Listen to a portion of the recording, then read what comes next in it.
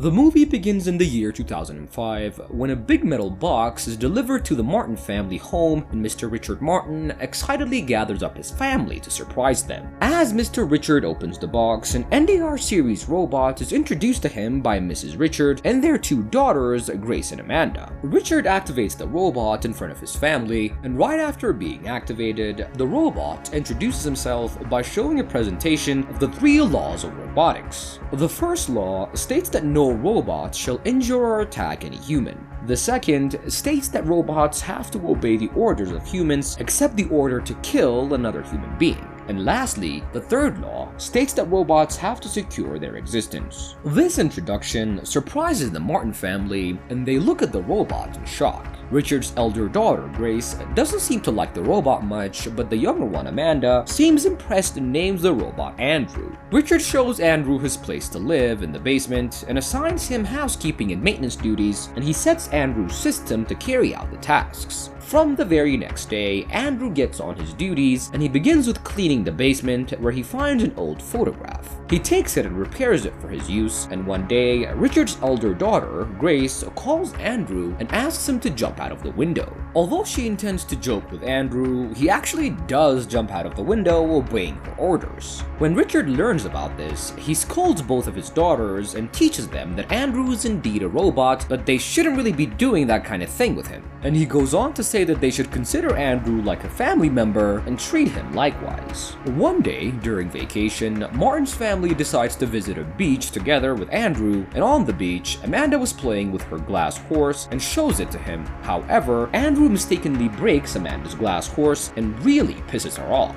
Seeing Amanda so sad, Andrew feels too bad, and after returning home, Andrew researches and carves a wooden horse for Amanda to mend for his mistake.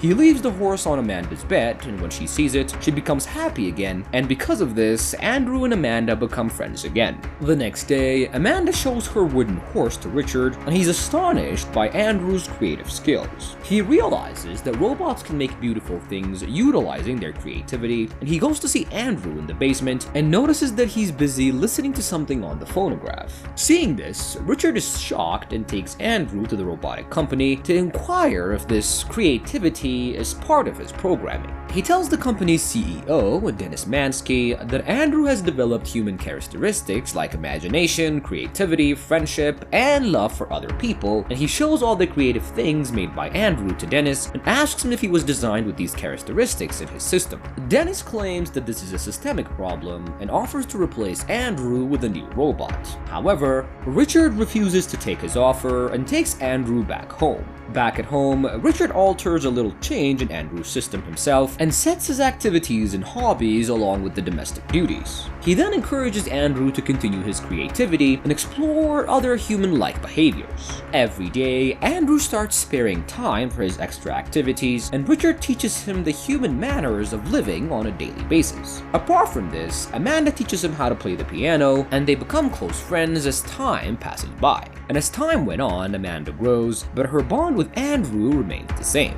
One day, Martin decided that all the wooden things made by him should be sold, and Amanda suggests to Richard that after they sell Andrew's wooden things, the received money will be deposited in Andrew's bank account. Seeing his daughter so emotionally invested in Andrew, Richard reminds Amanda that Andrew is only a robot and that they should not get so emotional about him. He then agrees with Amanda's suggestion that they sell all the creative wooden things made by Andrew, and also they deposit the money in a new bank account in Andrew's name.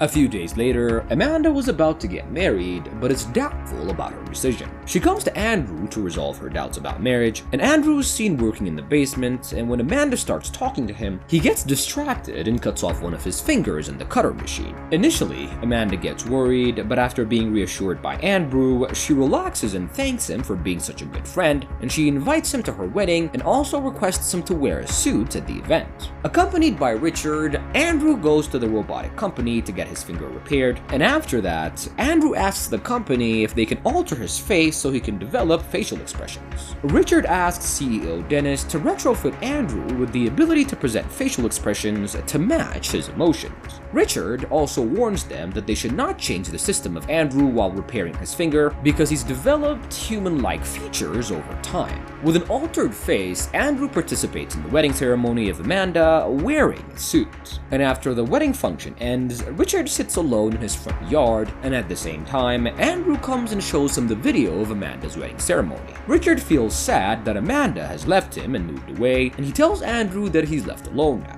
Listening to this, Andrew assures Richard that he's always there for him, and after a decade passes, Andrew still lives with Richard Martin. Richard's younger daughter Amanda is now divorced and has a son named Lloyd who doesn't like Andrew at all. Tired and frustrated, Andrew tells Amanda that he needs freedom, and he says that he doesn't want to leave his family, but he wants to discover the world outside. Andrew then presents Richard with all the money that he's made from selling wooden things to ask for his freedom. Hurt by this thought, Richard refuses to accept the money, but does grant Andrew his independence. However, he puts forth a condition that Andrew shall no longer reside at the Martin house. Richard blames Amanda for this incident because she was the one who introduced all human ideas and behaviors to him. Amanda tries to make Richard understand that he can't stop Andrew and that at some point he was gonna move away anyways. After leaving the Martin family home, Andrew builds a beautiful house by the beach for himself, and several years later, in 2048, Richard was on his deathbed with his health worsening. And for their long-lost friendship, Andrew comes to meet Richard for one last time. Richard apologizes to Andrew for banishing him years ago and tells him that it's his right to have his freedom. He places his hand on Andrew's hand and thanks him for his long years of service. And right after saying this, Richard dies and Andrew feels sad about losing his best friend.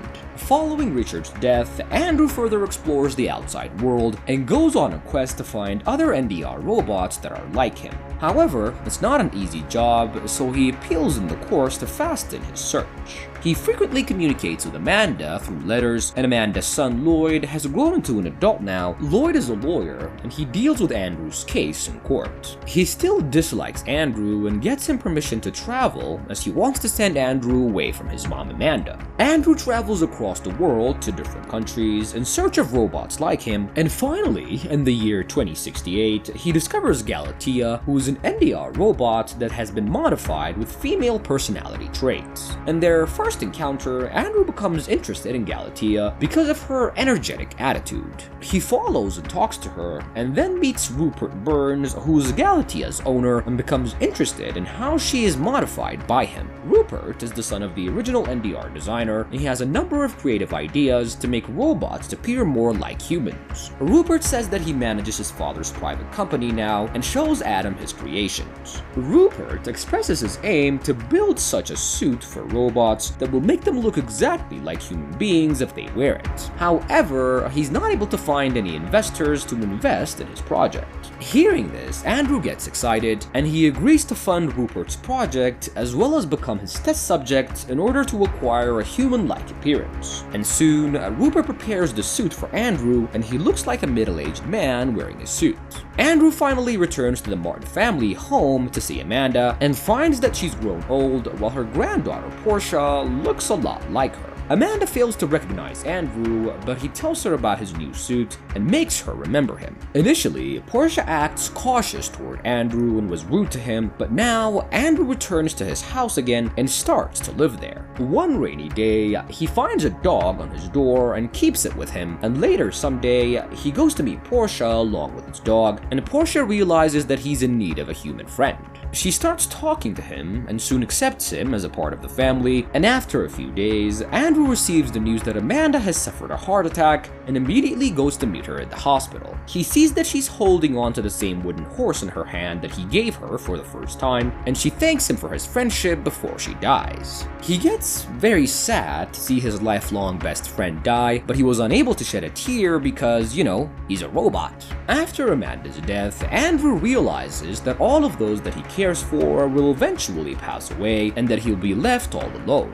He then returns to Rupert and asks him to create artificial organs that not only can be used in humans to prolong their lives, but to also replace Andrew's mechanical workings. This was a pretty hard task for Rupert, but he takes it on and ultimately succeeds in completing it. He warns Andrew that he may experience pain in the process of setting the artificial human in him, but Andrew accepts this, and at the same time, Portia and Andrew fall in love and attend a party together one night. The next day, Portia and Andrew go for a walk together, and Portia tells him that she couldn't fall in love with a robot. Andrew gets upset hearing this, and finally, Rupert introduces the artificial organs in Andrew, and he gains the ability to eat, to feel emotions and sensations, and to even have intercourse. Andrew immediately goes to meet Portia and asks her to poke his eye, and when Portia does it, he feels the pain and tells her that they can now build a relationship.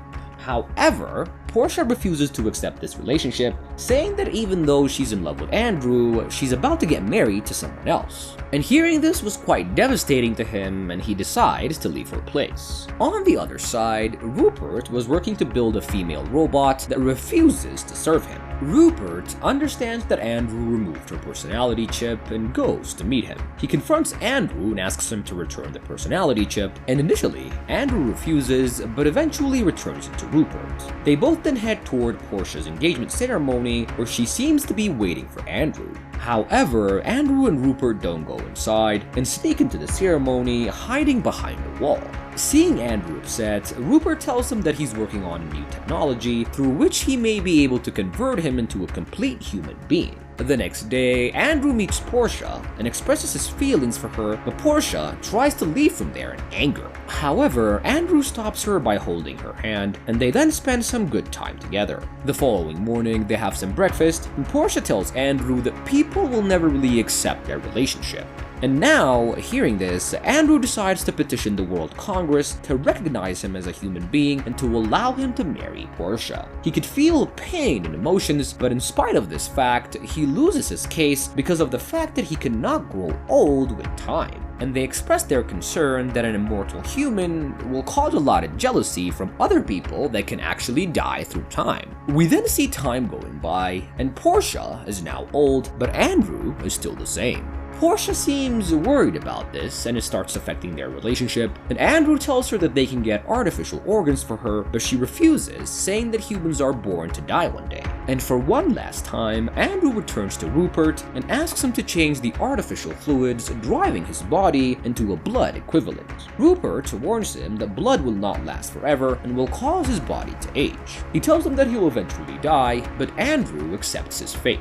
And after being converted to a human completely, Andrew again approaches the World Congress with Portia's support to appeal their past decision, wanting to be able to die with dignity. The court takes its time to announce its decision, and in the year 2205, with Andrew and Portia turning very old, they were both under life support, monitored by Galatea, who is now seen with a human appearance. They hold each other's hands while the World Congress was about to announce their decision on TV, and they recognize Andrew as a human being and the world's oldest at 200 years old, giving him all the rights that a human being has, including validating his marriage to Portia. In the last scene, Andrew dies during the broadcast before hearing the decision, which is confirmed by Galatea, while Portia asserts that Andrew already knew the answer. Portia orders Galatea to turn off her life support and also soon dies, and she dies hand in hand with Andrew as she whispers to him that she will soon be seeing him again. And that is how this awesome movie comes to an end.